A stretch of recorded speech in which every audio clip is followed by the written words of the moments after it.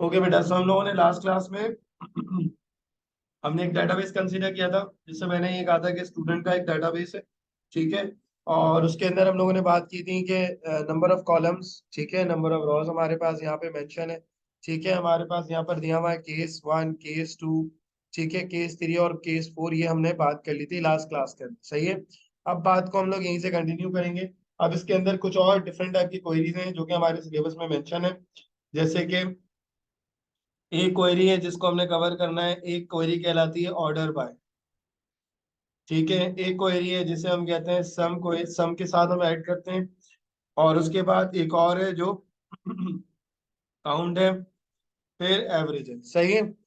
ये चार हम लोगों ने डिस्कस करनी है। फिर इसके अलावा एंड और की क्वेरी भी आपको बता देता हूँ कि कैसे आप अप्लाई करेंगे।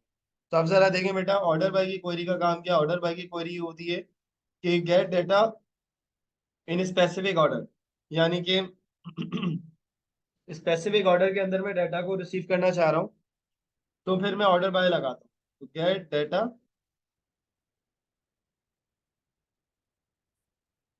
इन specific order, it could be in ascending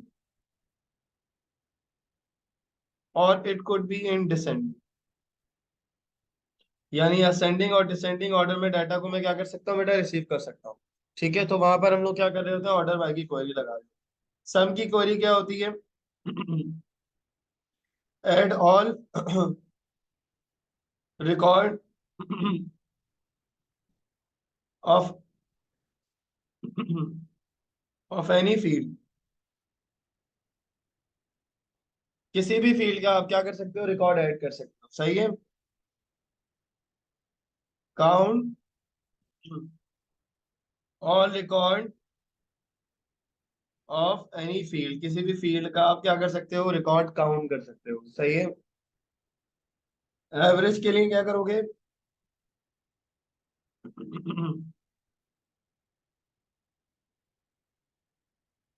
calculate average of all record in any field. किसी भी फील्ड में आपने एवरेज को क्या करना होगा बेटा, एवरेज को कैलकुलेट करना होगा किसी भी फील्ड का, कि उसके अंदर जो रॉज हैं वो सारी की सारी उनका ऐड होके उनका एवरेज निकल आ जाए। तो वहां पे हम ये यूज करते हैं, ठीक है। अब जरा बात को फर्दर समझते हैं कि इनको अप्लाई कैसे किया जाता है। तो इनको अप्लाई करने के लिए मैं आपको इस तरह से एग्जांपल दे सकता हूँ कि जैसे मिसाल के तौर पे आप ये कह सकते हो कि ऑर्डर बाय की क्वेरी को अगर मैं जरा डिस्कस करूं। पहले हम बात कर लेते हैं ऑर्डर बाय की।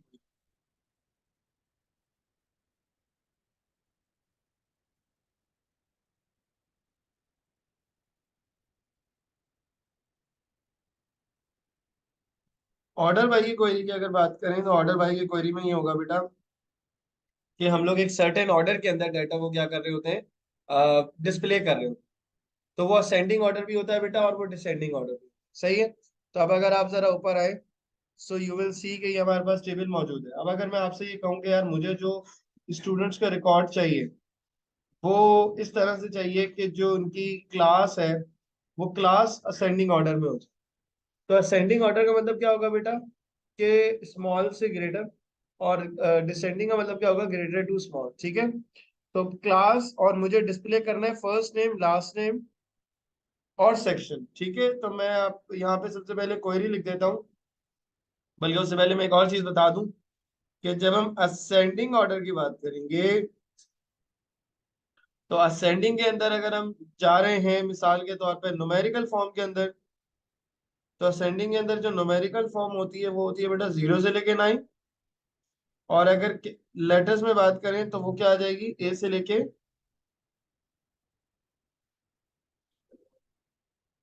ए से लेके जी तक, सही है। इसी तरीके से अगर आप डिसेंडिंग ऑर्डर में जाएं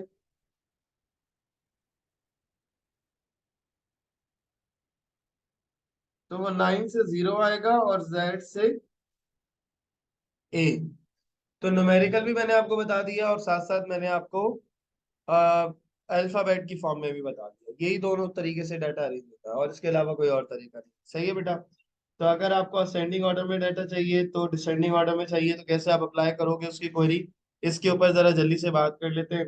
तो फॉर सपोज एक क्वेरी हम लिखते हैं पहले कि आपको पता हो कि क्वेरी होगी कैसे। डिस्प्ले फर्स्ट नेम और क्या क्या है, last name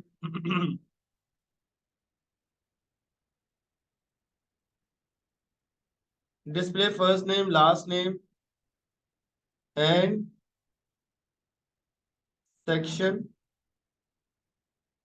from table student, और आप लिखते हैं क्लास इज इन ऑर्डर। अब इसने नहीं बोला असेंडिंग ऑर्डर या डिसेंडिंग ऑर्डर, तो बाय डिफॉल्ट आपके जहन में जो चीज आनी चाहिए वो ये कि ये असेंडिंग। अगर वो डिसेंडिंग कहता है या वो वर्ड यूज करता है कि लोअर टू ग्रेटर, तो फिर आप क्या कर रहे होते, तो फिर आप डिसेंडिंग की बात कर रहे होते। अभी उसने कोई ऑर्डर नहीं बोला है तो इसका मतलब ये असेंडिंग है, बाय डिफॉल्ट असेंडिंग। सही है बेटा। अब जरा बात को आगे लेके चलते हैं, इसकी क्वेरी आप अप्लाई कैसे करेंगे। बहुत आसान क्वेरी है। पहले तो सिंपल क्वेरी आपको पता होनी चाहिए। इसको अगर मुझे डाटा को फेच करना है क्या लिखूंगा भाई, फेच एग्जीक्यूट लिखूंगा, सिलेक्ट लिखूंगा ना, क्या करेंगे, सिलेक्ट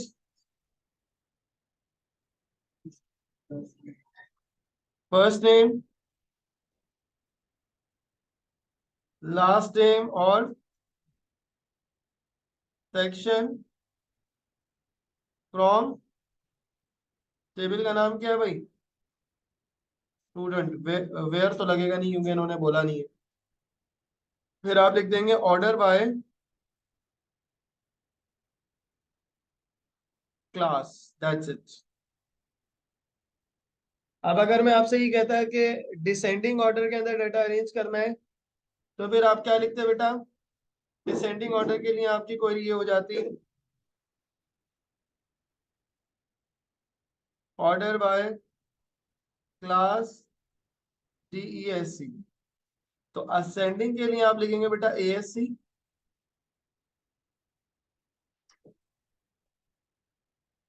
फॉर असेंडिंग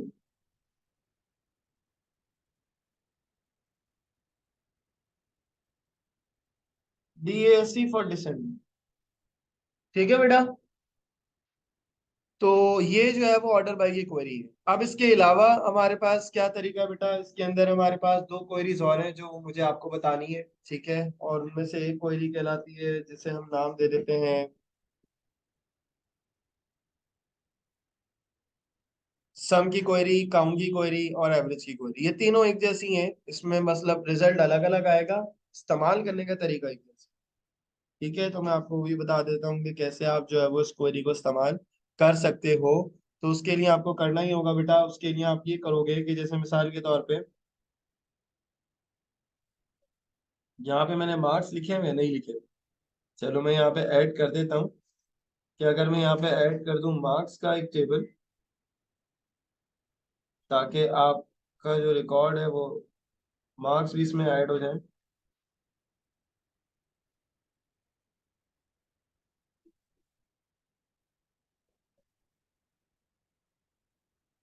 कॉलम इसके अंदर हम ऐड कर देते हैं मार्क्स का।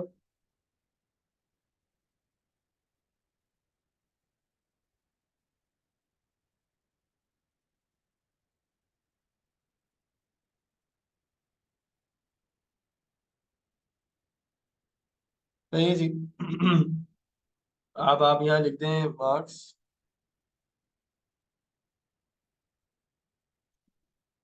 25, 71, 62, 59। ठीक है जी। ये आपके पास क्या होगा, ये मार्क्स होगा। अब अगर मैं आपसे ये कहूँ कि भाई मिसाल के तौर पे कि भाई मुझे मार्क्स का जो है वो एवरेज चाहिए, ठीक है, और स्टूडेंट्स का नाम हमें जो है वो डिस्प्ले कर दो, फर्स्ट नेम डिस्प्ले कर दो, और प्रिंट द सम ऑफ, बल्कि नाम को छोड़े, आप सिर्फ सम ले निकाल दीजिए, ठीक है। तो उसके लिए आसान क्या होगा, क्वेरी क्या होगी कि जैसे मैं आपसे ये कहूँ कि display the total marks of students from student table. Display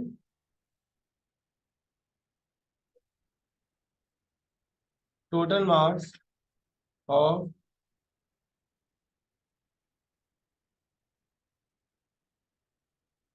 students from student table.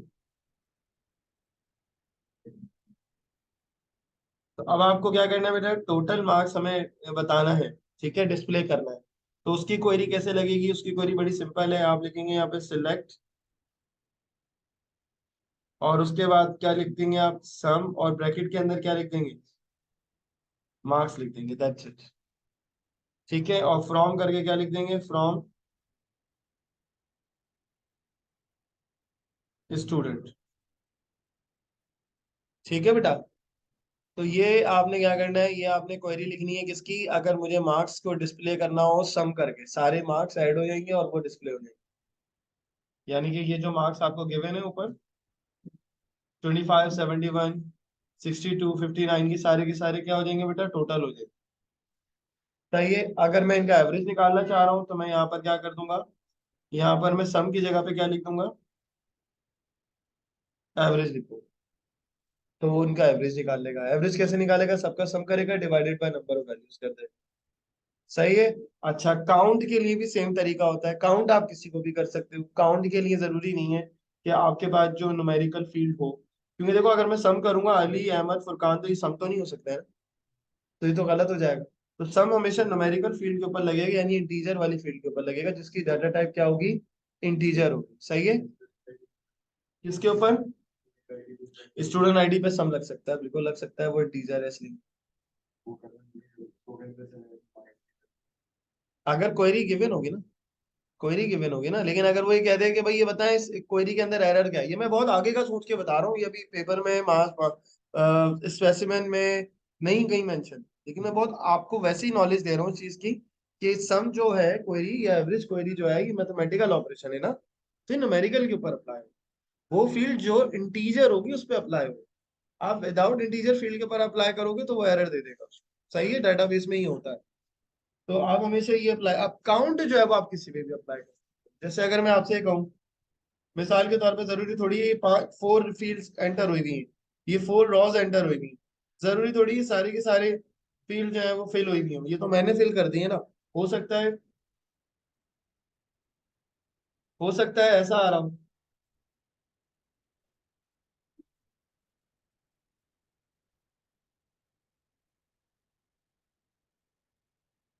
अब अगर मैं आपको कहूंगा भाई मुझे बताएं कि क्लास का कितनी क्लासेस ऐड हुई हुई है यहाँ पे, बाकी तो स्टूडेंट्स के नाम ऐड हुए हैं, क्लास, सेक्शन, मार्क्स वगैरह एंटर नहीं हुए हुए।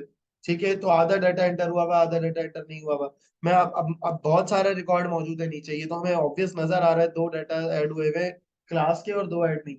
अगर मिलियंस में वो डाटा रिकॉर्ड्स बहुत सारे हो, तो फिर वहां पे हम कैसे आइडेंटिफाई करेंगे यार कितना डाटा ऐड है, कितना डाटा ऐड नहीं है।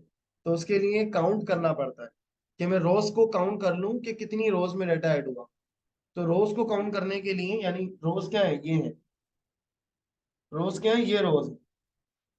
तो अगर मैं क्लास काउंट करूंगा तो कितना रिकॉर्ड आ रहा होगा बेटा, 2 आ रहा होगा इस केस के अंदर। ठीक है, तो जितना डाटा होगा उतना वो ऐड करके मुझे बता दे, काउंट करके बता देगा, सॉरी नॉट ऐड, काउंट करके बता दे। ठीक है। मैं इसमें आपसे कहूं कि डिस्प्ले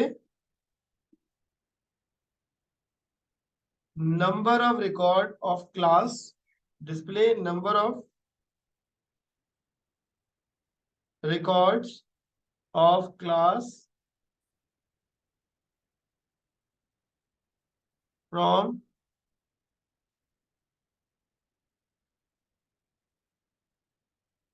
स्टूडेंट टेबल।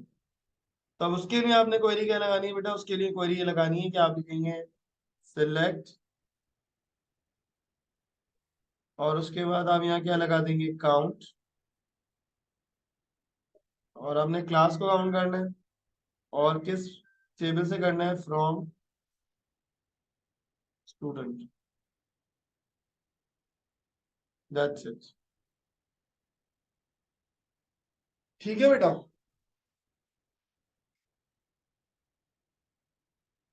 तो ये वाली जो क्वेरी होती है ये सिंपल क्वेरी है, जिसके थ्रू आप क्या कर सकते हो बेटा, डिस्प्ले कर सकते हो नंबर ऑफ रोज को काउंट करके। ठीक है। अब यार ये क्वेरी का पार्ट है, वो मार्क्स इस चीज के वजह से काटने तो नहीं चाहिए, क्योंकि कोई लॉजिकल चीज नहीं है ये, सिंटेक्स का पार्ट है। नंबर जो होते हैं वो जब भी आपको देता है पेपर में, वो देता है आपको लॉजिक के मार्क्स। लॉजिक के मतलब ये है कि आपने वेयर का क्लॉज लगाया नहीं लगाया, या टेबल का नाम मेंशन नहीं किया, इसके नंबर कटते हैं। काउंट का फॉर्मूला गलत आपने लिख दिया तो इसके नंबर कटते हैं, फील्ड गलत लिख दी, नंबर इसके ऊपर। ठीक है। लेकिन आप ये याद कर लें तो अच्छा है। सही है। अच्छा, अब हमारे पास एक और क्वेरी होती है जिसे हम एंड और कहते हैं। ये हमने लाजमी देखनी है।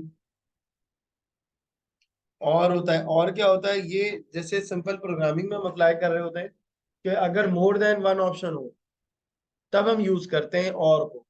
और को जब हम यूज करते हैं तो हम क्या कर रहे हैं, मैं दोबारा बता रहा हूँ कि जब मोर देन वन ऑप्शन होता है तब हम और को यूज करते हैं। ठीक है। और जितने भी ऑप्शन है उनमें से कोई एक भी करेक्ट हो जाए तो आंसर करेक्ट हो जाएगा।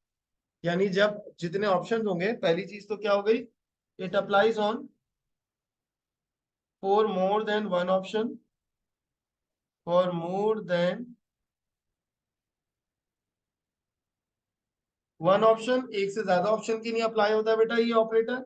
और plus when there is a choice between options, when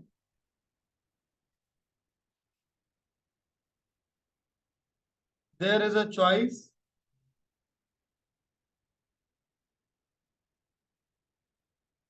between options। जबकि अगर मैं बात करूं एंड ऑपरेटर की, तो ये भी कहाँ यूज होता है बेटा, मोर देन वन ऑप्शन के लिए यूज होता है। जब मोर देन वन ऑप्शन कहते हैं, मोर देन वन कंडीशन कहते हैं। ठीक है। और साथ साथ आप ये भी कर लें कि इसमें आप ये लिख देंगे when there is no choice between options, यानी जितने भी कंडीशंस हैं, जितनी भी पॉसिबिलिटी है, वो सारी ट्रू होना जरूरी। सही है। When there is no choice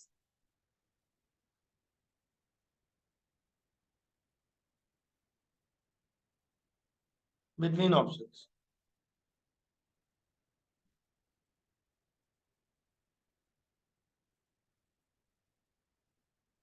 ठीक है बेटा, तो जब कोई भी चॉइस नहीं होगी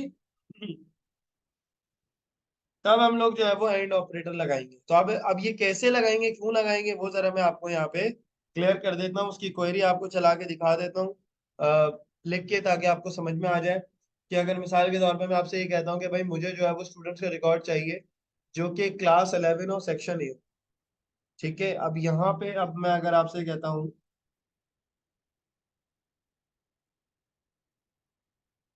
display record of all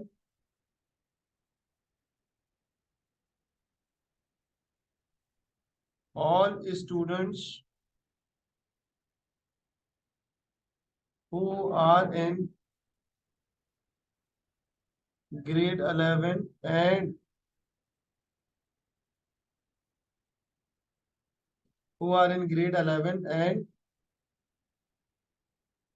in section C और सेक्शन ए, सॉरी।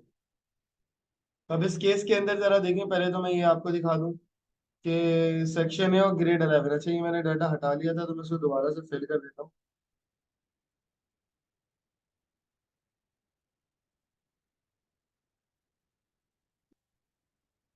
अब इसमें मुझे बताएं कौन कौन सा रिकॉर्ड हमें नजर आना चाहिए, डिस्प्ले होना चाहिए बेटा। अली का रिकॉर्ड आएगा। ठीक है। और फराज का रिकॉर्ड आएगा। ठीक है। और फुरकान जो है वो बी में है भाई, तो उसका रिकॉर्ड नहीं आएगा। ठीक है जी, दो रिकॉर्ड आएंगे। ठीक है। अब हमने करना है क्या है कि हमने जो है वो कंडीशन लगानी है ऐसे कि हम लिखेंगे यहाँ पे सिलेक्ट सिलेक्ट। अब क्योंकि इन्होंने कोई फील्ड मेंशन नहीं की तो ऑल फील्ड्स की बात हो रही, इन्होंने कोई फील्ड मेंशन नहीं की तो ऑल फील्ड की बात हो रही। From student where class is equal to 11 and section is equal to A. समझ आ रही है बेटा बात यहाँ?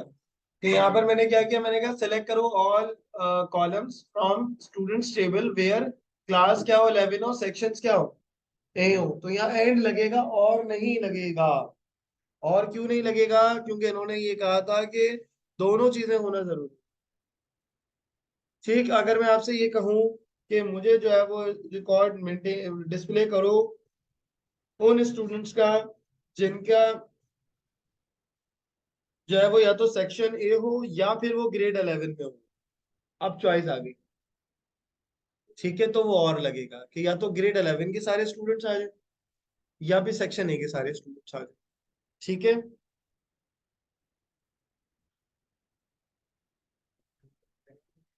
हाँ 10 वाला भी आ जाएगा।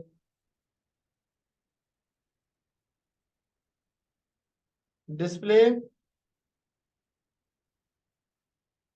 On record of students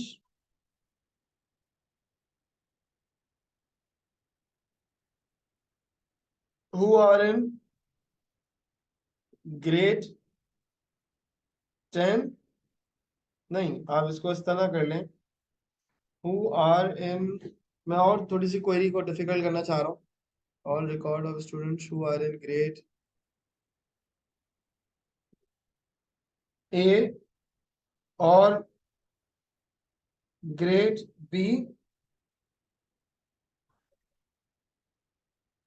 रुकिएगा, of grade 11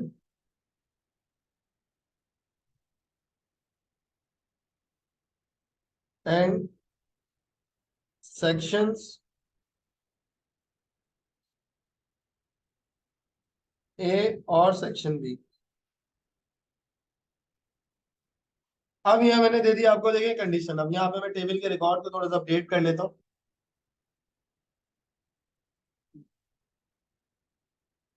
अब देखिए मैंने क्या कहा है। मैंने ये कहा है कि यहाँ पर है वापसी, मैंने ये कहा है कि डिस्प्ले करें all record of students who are in grade 11 and section A और सेक्शन बी। तो अब यहाँ क्या बात हुई है कि ग्रेड 11 होना लाजमी है, सेक्शन ए या सेक्शन बी होगा, सी डी ई के स्टूडेंट्स को नहीं दिखा रहा। ग्रेड 11 के सिर्फ सेक्शन ए और सेक्शन बी हो। अब यहाँ पर एंड भी लग रहा है और यहाँ पे और भी, यहाँ पर आप एंड भी लगा रहे हो और भी लगा रहे हो, ये थोड़ा और डिफिकल्ट हो गया है। सही है, मैंने क्वेरी को इसलिए कर दिया ताकि इन केस अगर पेपर में उस तरह का सवाल दे दे तो आप उसे इजीली टैकल कर लो। तो यहाँ पर अब आप लिखोगे select all fields from students where grade is equal to 11 and फिर उसके बाद आपने ब्रैकेट बना देना, and section is equal to A और, हाँ वही रहेगा, section is equal to B. That's it. समझ आ रही है बात? ये क्वेरी हमने और डिफिकल्ट कर ली है, इसके अंदर मैंने ऐड भी लगा दिया और भी लगा। और अगर वो ये कह देता कि यार सिर्फ सेक्शन ए और सेक्शन बी के स्टूडेंट्स ले आओ, तो फिर आप ए और बी के बीच में और लगा देते, सिंपल कर देते चीजें और आपकी क्या हो जाती, आसान हो जाती। फिर ग्रेड 11 हट जाता अगर वो सिर्फ कहता सेक्शन ए और बी के स्टूडेंट चाहिए, चाहे वो 10 के हो, 8 के हो, 9 के हो, 10 के हो, 11 के हो, तीनों में से ए और बी होने चाहिए थे। लेकिन अभी इस केस के अंदर वो क्या बात बोल रहा है, इस केस के अंदर उसने बोला है ग्रेड 11 के सेक्शन ए और बी के स्टूडेंट चाहिए। ठीक है, तो आपको असल जो चीज होती है वो ये होती है बेटा, आपको क्वेरी पढ़ना भी आनी चाहिए, क्वेश्चन पढ़ना आना चाहिए, what they are required, what they are asking for.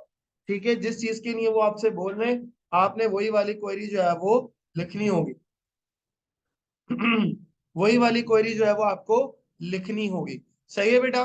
चले अब जरा बात को हम जो है वो आगे लेके चलते हैं, यानी कि अब हम पास्ट पेपर के ऊपर बात कर लेते हैं। ठीक है, बाकी जो ऑपरेटर्स हैं वो आपकी बुक में भी मेंशन है और हमने अप्लाई भी किए हैं।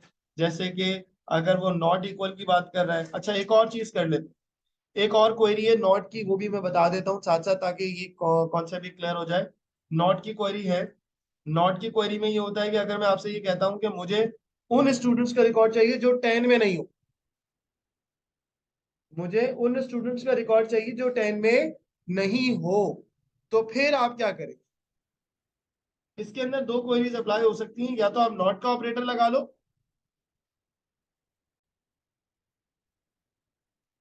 अब जैसे मिसाल के तौर पे मैं आपसे ये कहता हूं कि मुझे जो है वो ग्रेड 11 के अलावा सारा रिकॉर्ड चाहिए, ठीक है।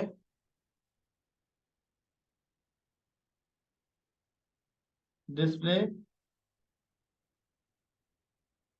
ऑल रिकॉर्ड्स ऑफ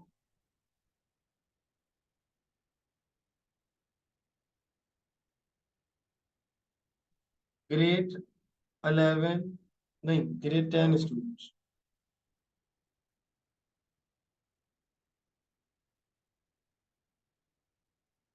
ठीक है, अब इसको क्वेरी को इस तरह भी लिखा जा सकता है, मैं इसलिए आपको लिख के दिखा रहा हूँ, ये आप सिंपल डायरेक्टली भी लिख सकते हैं कि where grade is equal to 10, तो 10 का रिकॉर्ड आ जाए।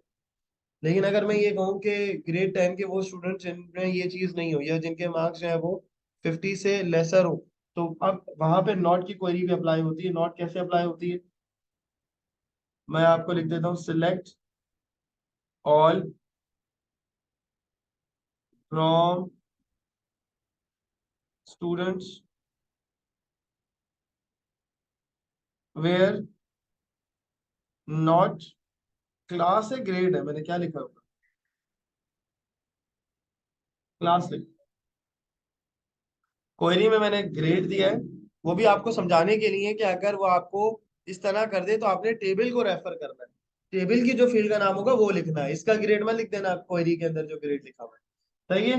सो not class is equal to 11, इन्होंने क्या कहा था, ग्रेड 10 का स्टूडेंट का रिकॉर्ड दिखाओ, तो इसका मतलब मैंने कहा मैंने ये कहा कि मैंने जो है वो जहाँ पे ग्रेड 11 नहीं हो, क्योंकि अगर अगर इन्होंने ये कहा होता कि इन्होंने इस टेबल के अंदर ग्रेड 9 भी दी हुई होती है और 10 भी दी हुई होती, मेरी बात को जरा टेक्निकली समझिएगा, ग्रेड 9 और 10 और 8 7 भी दी हुई होती, तो फिर आप कितनी कंडीशंस लगाते कि where class is equal to 9, where class is equal to 10, where class is equal to 7, where class is equal to, समझ आ रही है मेरी बात।